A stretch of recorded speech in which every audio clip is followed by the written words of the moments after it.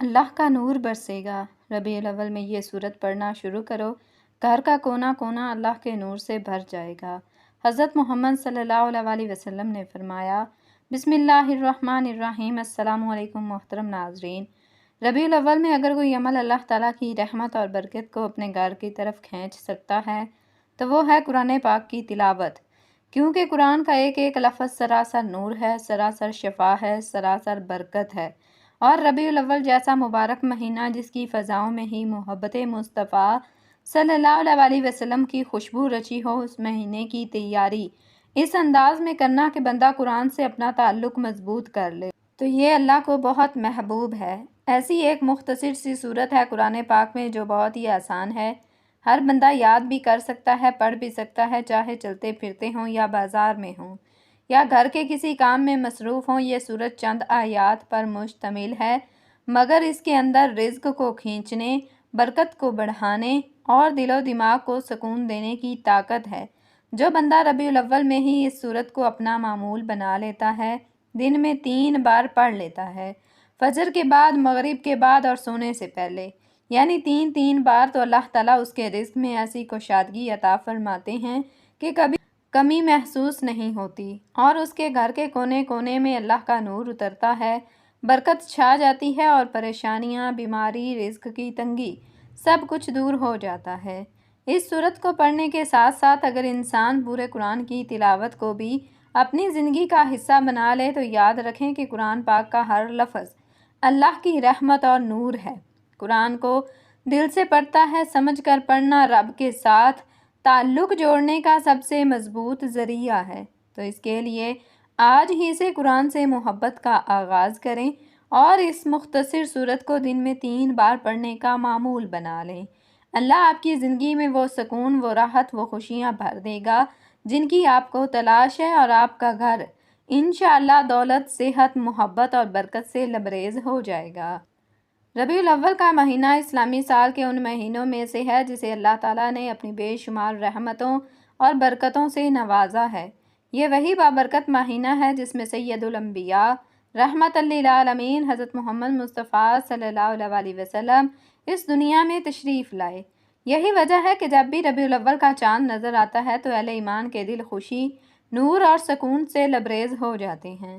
یہ مہینہ دراصل ایمان کو تازہ کرنے، اللہ تعالیٰ کی بے پایاں رحمتوں کو سمیٹنے، نبی کریم صلی اللہ علیہ وسلم کی سیرت طیبہ کو یاد کرنے اور اپنے گھروں کو قرآن و ذکر کر کے نور سے منور کرنے کا سنہری موقع فراہم کرتا ہے، کیونکہ جو ربیع الاول سے محبت کرتا ہے، جو بندہ اس مہینے کی آمد کی خوشی میں درود و سلام پڑھتا ہے، قرآن کی تلاوت کرتا ہے، نعتیں پڑھتا ہے، نبی کریم صلی اللہ علیہ وسلم کا ذکر کرتا ہے، تو اللہ تعالیٰ اس کے ذکر اور خوشی کی برکت سے اس کے دل کو، اس کے گھر کو اور اس کے نصیب کو منور فرما دیتا ہے۔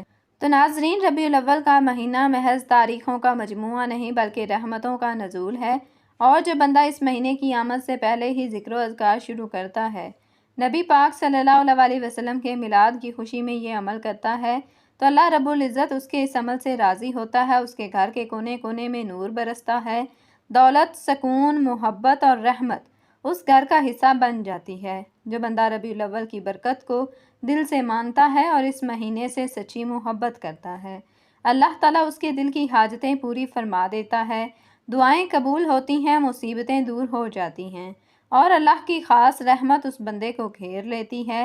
نبی پاک صلی اللہ علیہ وسلم کی ولادت کی خوشی منانا، ذکر کرنا، درود پڑھنا، قرآن کی تلاوت کرنا، یہ سب ربیع الاول کی فضیلت پانے کا حصہ ہیں، اور جو شخص ان بابرکت دنوں میں ان ناموں کو انجام دے تو یقین جانے وہ اللہ کے ان خاص بندوں میں شمار ہوتے ہیں جن پر رحمت کے دروازے کھول دیے جاتے ہیں۔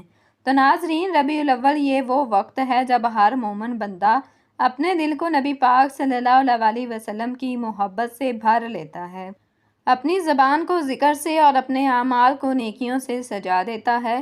اس بابرکت مہینے میں اگر درود و سلام پڑھا جائے، قرآن پاک کی تلاوت کی جائے، ذکر و اذکار کیا جائے تو یہ دلوں کی صفائی کا، دعاؤں کی قبولیت کا اور رزق میں بے پناہ برکت کا ذریعہ ہے۔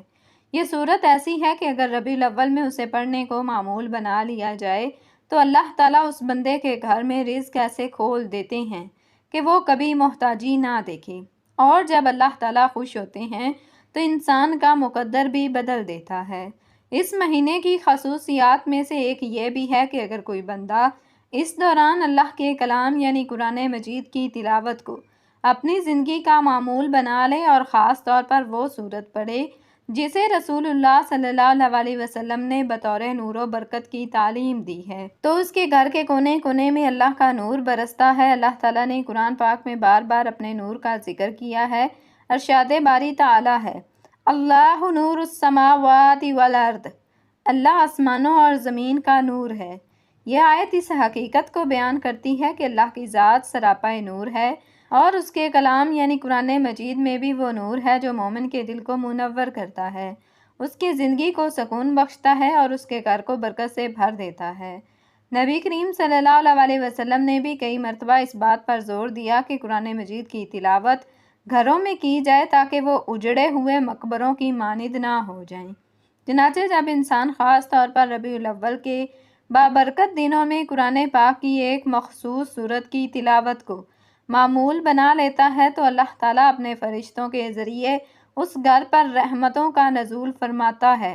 یہاں اس بات کو بھی سمجھنا ضروری ہے کہ اللہ کے نور کا نزول صرف ظاہری روشنی تک محدود نہیں، بلکہ یہ نور انسان کے دل، دماغ، کردار اور گھر کے ہر گوشے کو منور کر دیتا ہے۔ گھروں میں سکون پیدا ہوتا ہے، دلوں سے نفرتیں مٹتی ہیں، رزق میں برکت آتی ہے، اور سب سے بڑھ کر یہ کہ اللہ تعالیٰ اپنی خاص رحمت اور قرب عطا فرماتا ہے۔ ربیع الاول میں جب کوئی شخص قرآن کی اس مخصوص سورت کو پڑھتا ہے تو گویا وہ اپنے گھر کو نورانی چراغ سے منور کر دیتا ہے۔ جیسے اندھیروں میں چراغ جلتا ہے تو ہر شے روشن ہو جاتی ہے، ویسے ہی قرآن کی تلاوت سے دل و دماغ اور گھروں کے ماحول کو اللہ کا نور گھیر لیتا ہے۔ یہی وجہ ہے کہ اولیاء کرام اور بزرگان دین نے ہمیشہ اس بات پر زور دیا کہ قرآن مجید کی تلاوت گھروں میں معمول کے طور پر جاری رکھی جائے۔ احادیث مبارکہ میں بھی ہمیں اس بات کی واضح تعلیم ملتی ہے کہ قرآن کی تلاوت گھروں کو زندہ اور نورانی بناتی ہے۔ حضرت عبداللہ بن عباس رضی اللہ تعالیٰ عنہ روایت کرتے ہیں کہ نبی کریم صلی اللہ علیہ وسلم نے فرمایا، جس گھر میں قرآن پڑھا جاتا ہے وہاں سکون اور برکت نازل ہوتی ہے، فرشتے آتے ہیں اور شیاطین بھاگ جاتے ہیں، اور جس گھر میں قرآن نہیں پڑھا جاتا وہ اجاڑ مکان کی طرح ہو جاتا ہے۔ اسی طرح حضرت ابو ہریرہ رضی اللہ تعالیٰ عنہ سے روایت ہے کہ رسول اللہ صلی اللہ علیہ وسلم نے فرمایا، اپنے گھروں کو قبریں نہ بناؤ، بے شک شیطان اس گھر سے بھاگتا ہے جس میں سورہ بقرہ کی تلاوت کی جاتی ہے۔ یہ حدیث اس بات کا ثبوت ہے کہ اللہ کے کلام کی تلاوت گھروں کو زندہ کرتی ہے اور ان میں نور اور رحمت کا نزول کرتی ہے۔ ربیع الاول چونکہ نبی کریم صلی اللہ علیہ وسلم کی ولادت کا مہینہ ہے، اس لیے اس میں قرآن کی تلاوت اور ذکر و اذکار کی خاص اہمیت ہے۔ اہل ایمان کے لیے یہ ایک بہترین موقع ہے کہ وہ اپنے گھروں کو اللہ کے نور سے بھرنے کے لیے قرآن مجید کی ان صورتوں کو کثرت سے پڑھیں جنہیں حدیث میں خاص فضائل کے ساتھ ذکر کیا گیا ہے۔ ان میں سورۃ الفاتحہ نمایاں ہے۔ حدیث کی روشنی میں بھی یہ بات واضح ہے کہ قرآن کی تلاوت انسان کے نور اور برکت کا ذریعہ ہے۔ حضرت ابو امامہ رضی اللہ تعالیٰ عنہ روایت کرتے ہیں کہ رسول اللہ صلی اللہ علیہ وسلم نے فرمایا، قرآن پڑھا کرو، کیونکہ قرآن قیامت کے دن اپنے پڑھنے والوں کے لیے سفارش کرے گا۔ حضرت عبداللہ بن مسعود رضی اللہ تعالیٰ عنہ سے روایت ہے کہ نبی کریم صلی اللہ علیہ وسلم نے فرمایا، یہ قرآن اللہ کا دسترخوان ہے، جو اس سے جتنا لے گا وہی اس کا حصہ ہوگا، لہٰذا قرآن سے روشنی اور علم حاصل کیا کرو۔ حضرت انس بن مالک رضی اللہ تعالیٰ عنہ سے روایت ہے کہ رسول اللہ صلی اللہ علیہ وسلم نے فرمایا، جو شخص سورہ اخلاص کو 10 مرتبہ پڑھے گا اللہ تعالیٰ اس کے لیے جنت میں ایک محل بنا دے گا۔ حضرت ابو ہریرہ رضی اللہ تعالیٰ عنہ سے روایت ہے کہ رسول اللہ صلی اللہ علیہ وسلم نے فرمایا، جو شخص رات کو سورۃ البقرہ کی آخری 2 آیات پڑھ لے وہ اسے ہر آفت اور برائی سے بچا لیں گی۔ حضرت ابن عمر رضی اللہ تعالیٰ عنہ سے روایت ہے کہ رسول اللہ صلی اللہ علیہ وسلم نے فرمایا، قرآن پڑھا کرو، کیونکہ یہ اپنے پڑھنے والے کو جنت کی طرف رہنمائی کرتا ہے اور نہ پڑھنے والے کو جہنم کی طرف۔ ان تمام احادیث سے یہ بات روز روشن کی طرح واضح ہو جاتی ہے کہ قرآن مجید کی تلاوت خصوصاً ربیع الاول کے مہینے میں گھروں کو اللہ کے نور سے بھر دیتی ہے۔ اگر کوئی مسلمان اس بابرکت مہینے میں قرآن کی ایک مخصوص سورت کو اپنی زندگی کا معمول بنا لے تو اللہ کی رحمت، سکون اور برکت سے اس کا گھر اور دل منور ہو جاتے ہیں۔ محترم ناظرین، ایک ایسا عمل جس کے کرنے کی برکت سے انشاءاللہ اللہ پاک ہر قسم کی پریشانی اور مشکل کو دور فرماتے ہیں۔ نبی کریم صلی اللہ علیہ وسلم خود روزانہ یہ وظیفہ پابندی سے کرتے تھے۔ ہر مشکل کا فوری حل یعنی نبوی وظیفہ ہے۔ اس عمل سے متعلق ایک راوی کہتے ہیں کہ ہم نے رسول اللہ صلی اللہ علیہ وسلم سے کہا، یا رسول اللہ، کیا ہم اس کو سیکھ نہ لیں؟ آپ صلی اللہ علیہ وسلم نے فرمایا، کیوں نہیں؟ یہ کلمات اس لائق ہیں جو بھی انہیں سنے وہ اسے سیکھ لے۔ آپ صلی اللہ علیہ وسلم جب قرآن کی تعلیم فرماتے، اپنی عملی زندگی میں اس کو قابل تقلید بنا کر پیش کرتے۔ قرآن کے بعد اگر کوئی چیز ہے تو وہ صاحب قرآن کی سیرت مبارک ہے۔ پیغمبر اسلام صلی اللہ علیہ وسلم کی سیرت و اخلاق کی عظمت کے آگے سرنگوں نظر آتے ہیں، اور ان کے قول و عمل کی صداقت سے سند حاصل کیے بغیر دنیا کا کوئی انسان اخلاق کے اعتبار سے بڑا نہیں بن سکتا۔ اللہ تعالیٰ نے رسول اللہ صلی اللہ علیہ وسلم کو ایک مثالی نمونہ بنا کر دنیا میں بھیجا ہے اور لوگوں کو یہ ہدایت دی ہے کہ زندگی کے ہر شعبہ، ہر دور، ہر حال میں اس نمونہ کے مطابق خود بھی بنیں اور دوسروں کو بھی بنانے کی فکر کریں۔ لہٰذا آپ کو کسی بھی قسم کی پریشانی ہو، دنیاوی یا دینی ہو، جسمانی یا کاروباری پریشانی ہو، آپ کی اولاد کے رشتے نہ آنے کی پریشانی ہو، ملازمت یا کاروبار میں نقصان ہو رہا ہو، ملازمت نہ مل رہی ہو، امتحانات میں کسی مشکل کا سامنا ہو، کسی بھی قسم کی پریشانی جس میں آپ مبتلا ہیں، جس کی وجہ سے آپ پریشان ہیں، تو آپ اس مختصر اور آسان عمل کو اپنی زندگی کا معمول بنا لیجئے۔ انشاءاللہ عمل کی برکت سے اللہ پاک اپنا خاص فضل فرمائیں گے۔ تو ناظرین، اگر آپ چاہتے ہیں کہ آپ کو اس ویڈیو کا پورا فائدہ ہو تو اس ویڈیو کو آخر تک ضرور دیکھیے گا۔ محترم ناظرین، پروردگار عالم نے اپنے پیارے حبیب حضرت محمد مصطفیٰ احمد مجتبیٰ صلی اللہ علیہ وسلم کو تمام جہان والوں کے لیے رسول رحمت بنا کر بھیجا۔ آیت میں مذکور لفظ عالمین عالم کی جمع ہے، جس میں ساری مخلوقات بشمول انسان، فرشتے، جنات، حیوانات، نباتات، جمادات سب ہی داخل ہیں۔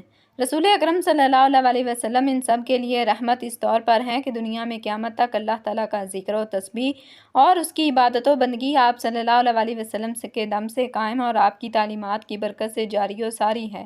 یہی وجہ ہے کہ جب زمین پر کوئی بھی اللہ اللہ کہنے والا نہیں رہے گا تو قیامت آ جائے گی۔ صحیح مسلم میں حضرت ابو ہریرہ رضی اللہ تعالیٰ عنہ سے روایت ہے کہ نبی کریم صلی اللہ علیہ وسلم نے ارشاد فرمایا کہ میری اور میری امت کی مثال ایسی ہے جیسے کسی شخص نے آگ جلائی تو پروانے اور پتنگے آ کر اس میں گرنے لگے۔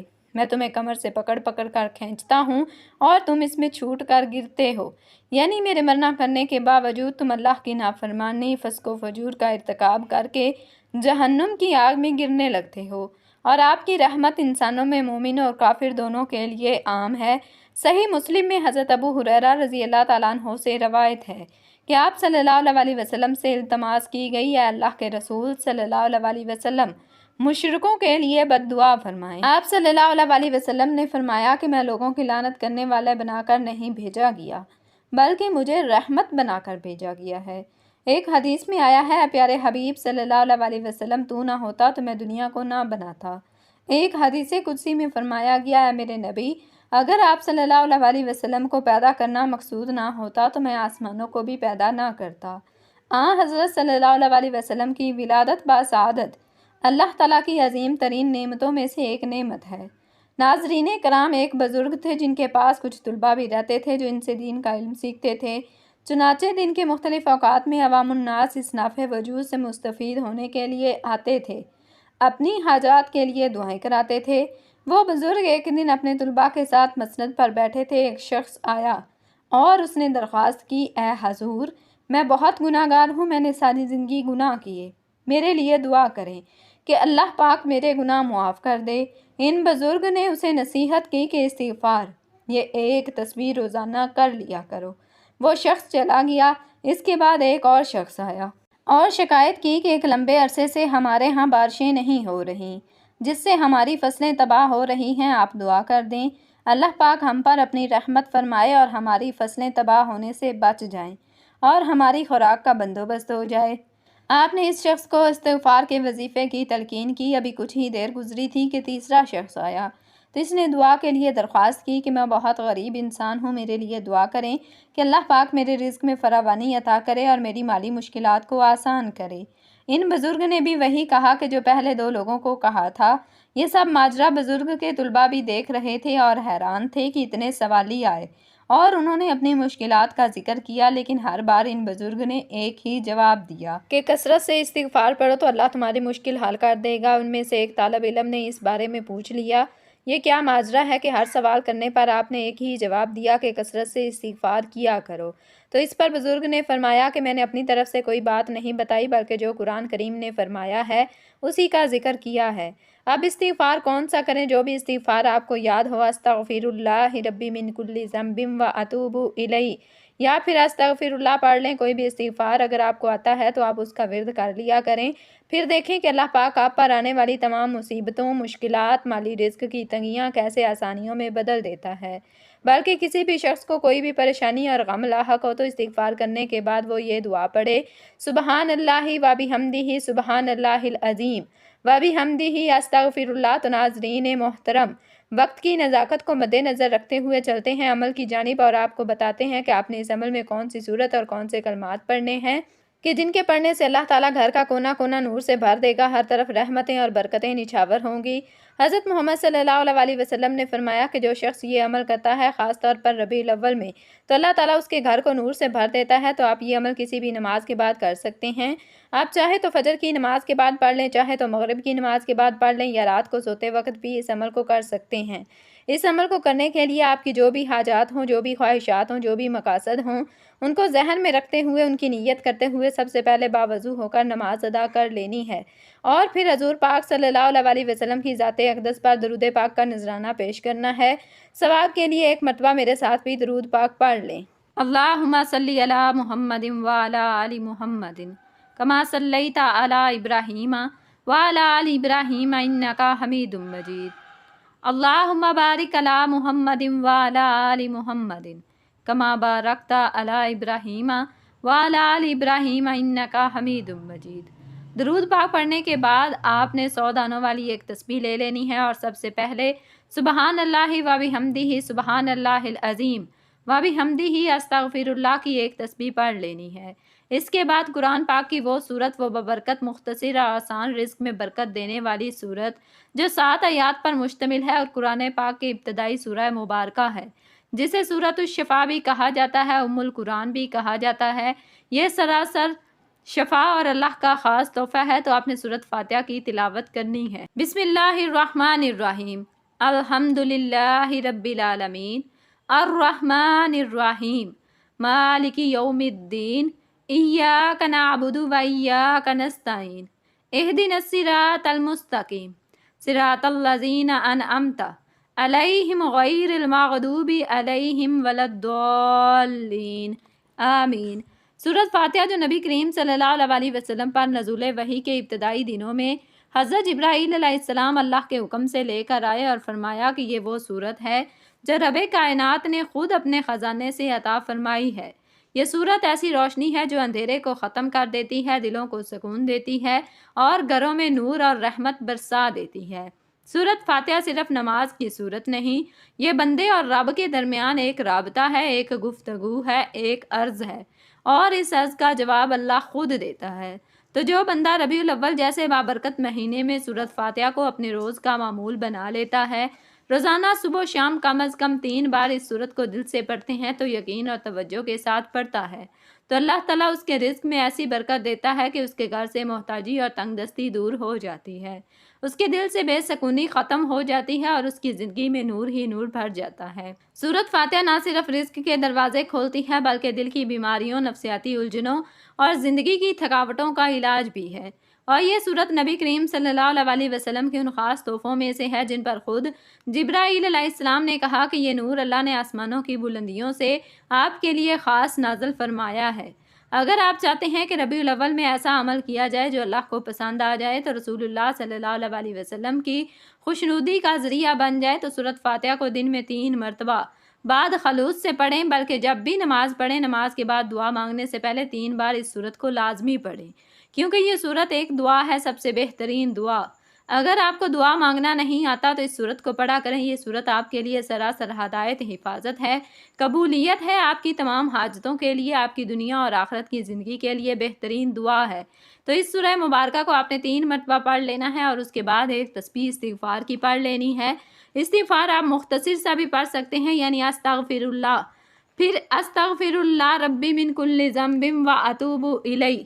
ایک تسبیح استغفار کی پڑھنے کے بعد آپ نے آخر میں اتنا ہی درود پاک پڑھ لینا ہے جتنا عمل کے شروع میں پڑھا تھا۔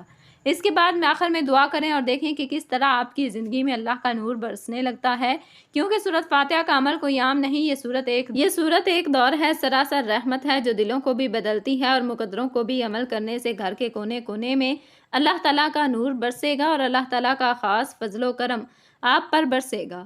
آخر میں دعا ہے کہ اللہ تعالیٰ میرا سنانا اور آپ کا سننا اپنی پاک بارگاہ میں قبول و منظور فرمائے۔ اللہ تعالیٰ نیکی کی بات کو سننے سمجھنے اور اس پر عمل کرنے کی طاقت اور توفیق عطا فرمائے، آمین۔ ناظرین، گزارش ہے کہ اللہ تعالیٰ کے 99 ناموں میں سے کوئی ایک نام لکھ کر کمنٹس میں ضرور شیئر کریں۔ اللہ تعالیٰ ہم سب کا حامی و ناصر ہو، آمین۔ جزاکم اللہ خیرا کثیرا۔ السلام علیکم ورحمۃ اللہ وبرکاتہ۔